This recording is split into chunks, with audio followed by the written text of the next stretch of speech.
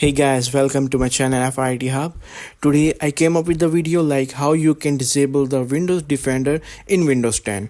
Sometimes we are needed to install an application or a software which is being blocked by the Windows Defender. So it is mandatory to disable the Windows Defender. Let's dive right in. Go to the search bar and search for the security here. Click Windows Security. Now click the virus and threat protection.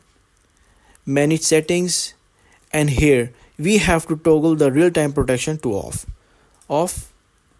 Now the thing is we have disabled the Windows Defender.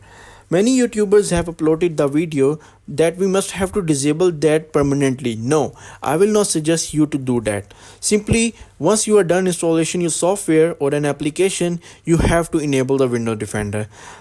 So follow the steps. Go to the search bar and go to the Windows Security. Here you will see the virus and threat protection, real-time protection is off. Simply click the turn on and click yes. Now guys, we have learned how to enable or disable the Windows Defender in Windows 10. This is really important.